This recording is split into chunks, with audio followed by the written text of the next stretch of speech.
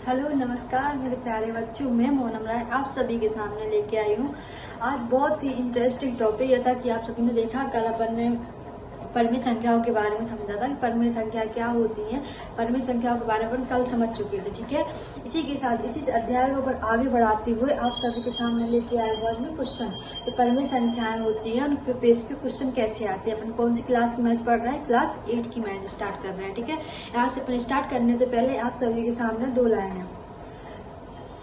रख हौसला मंजर भी आएगा, रख हौसला वो मंजर भी आएगा, प्यासे के पास का चलकर समुंदर भी आएगा। थक कर न बैठ ए मंजिल के मुसाफिर, थक कर न बैठ ए मंजिल के मुसाफिर, मंजिल भी मिलेगी और मिलने का मजा भी आएगा। इसी के साथ अपन आज की अपनी क्लास की शुरुआत करते हैं। शुरुआत करने से पहले 2 मिनट के लिए मैं आपका रिवीजन करवा देती हूँ। रिवीजन करवाने के लिए अपने कल क्या पढ़ा था? कल पढ़ा था अपन ने परिमेय संख्या। परिमेय संख्या क्या होती है? परिमेय संख्या भी संख्या होती है जिनको अंश बटे हर के रूप में लिख सकते हैं, अर्थात भिन्न के रूप में लिख सकते हैं। भिन्न क्या होती है? जैसे 1/2, 1/5, 1/6, इस तरह अपन उनको लिख सकते हैं, ठीक है। इसी के साथ अब अपन देखते हैं परिमेय संख्या। परिमेय संख्याओं की परिभाषा आती लिखने के लिए 2 नंबर में अपने एग्जाम में आती है कि परिमेय संख्या को परिमेय संख्याओं की उदाहरण सहित व्याख्या कीजिए। तो अपन लिख पाओगे आप सभी प्यारे बच्चे। परिमेय संख्या कई संख्या होती है। परिमेय संख्या वे संख्या होती है जिन्हें अपन p/q के रूप में लिख सकते हैं, अर्थात अंश बटे हर के रूप में लिख सकते हैं। उनको क्या बोलते हैं? उनको परिमेय संख्या कहते हैं, ठीक है। जहाँ पे हर कभी भी 0 नहीं हो सकता। अगर किसी केस में अगर हर 0 हो जाता है तो वो परिमेय संख्या नहीं होती है, ठीक है। और अपन ने देखा था परिमेय संख्याओं के गुणधर्म। परिमेय संख्याओं के गुणधर्म नहीं हो पाए थे तो मैं आपको बता देती हूँ। यहाँ पे परिमेय संख्याओं के गुणधर्म क्या होते हैं, मतलब प्रॉपर्टी क्या होती है कि परिमेय संख्या किस चीज को फॉलो करता है। मतलब प्रॉपर्टी का मतलब होता है किस चीज को फॉलो करते हुए परिमेय संख्या आगे बढ़ती है। सबसे पहले एक प्रॉपर्टी होती है, मतलब एक गुण होता है परिमेय संख्या का। सबसे पहले गुण होता है क्रम विनिमयता का, क्रम विनिमयता का, ठीक है। दूसरा क्रम विनिमयता का। दूसरा होता है सहचरता का नियम, सहचरता का नियम, ठीक है।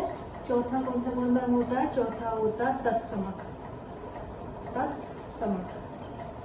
ठीक है। और चौथा होता है प्रतिलोम।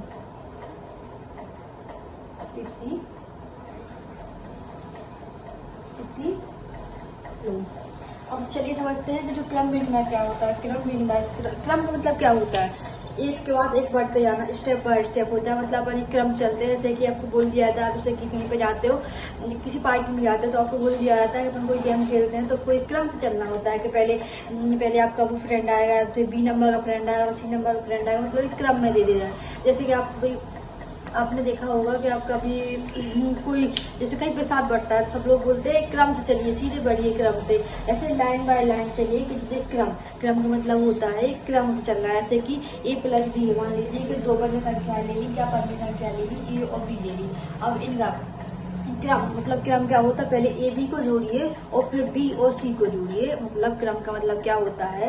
अगर ऐसे आपने 1-2 संख्याएं ली है, कौन सी A और B ली है, तो सबसे पहले इनका क्रम बताइए। क्रम मतलब कि अगर इनको A+B कर रहे हैं तो फिर B+A करेंगे। मतलब क्रम विनिमयता का नियम कहता है अपन 2 संख्या लेते हैं, आप संख्या गुणा में हो या प्लस में हो, तो पहली संख्या जब पहली संख्या दूसरी संख्या को जोड़ते हैं तो उनका जो भी योग आता है उसी जितना को अपने 2 संख्या ली, 2 और 3 लिए, अगर 2 और 3 को जोड़ा कितना आ गया? 5 आ गया। मतलब इनका योग कितना आ गया? 5 आ गया। इसी तरह अगर फिर 3 और 2 को जोड़ते हैं तो उनका योग कितना आना चाहिए? 5 आना चाहिए। यही होता है क्रम विनिमयता का नियम। क्या करना है? तो 2 संख्या मानिए, कोई भी 2 संख्या ले लीजिए। अगर उन 2 संख्याओं को जोड़ा, ऐसे मतलब एक हो गई, A का नाम हो गया 5 हो गया, B का नाम होगा 6 हो गया।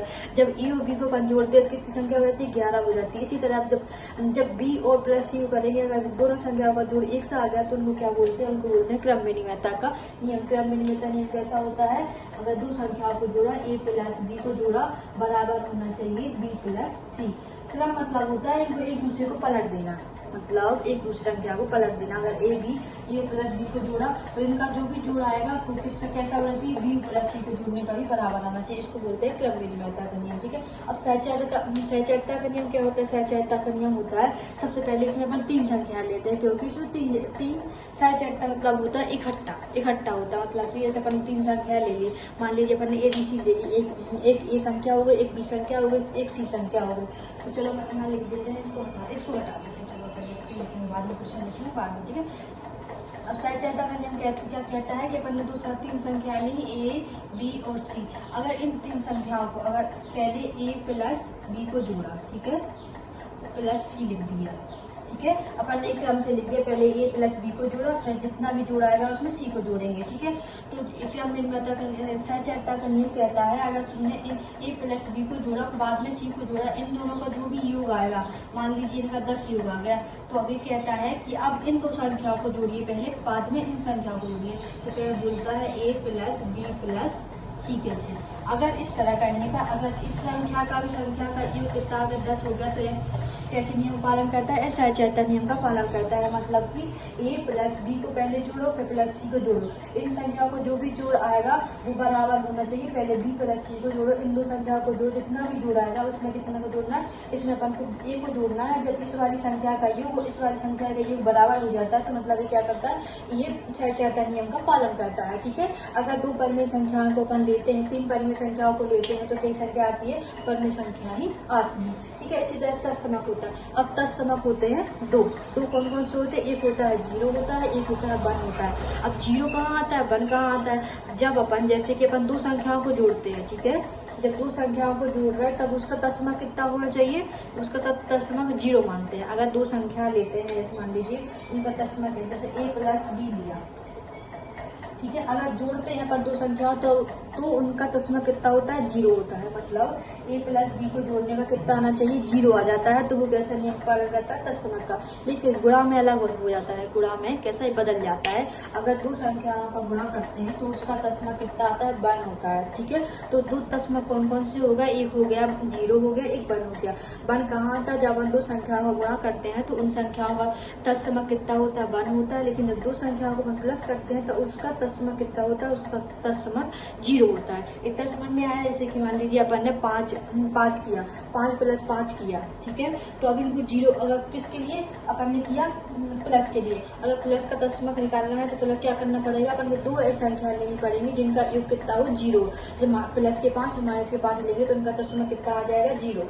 मतलब 2 संख्याओं का तत्समक अगर गुणा प्लस में करना है तो 2 संख्या तत्समक कैसे होगी? अगर एक संख्या अपन ने क्या मान ली? x मान ली, तो दूसरी संख्या 0 हो जाएगी। मतलब 0 के साथ जोड़ना होता है। तत्समक का मतलब होता है 0 के साथ जोड़ना।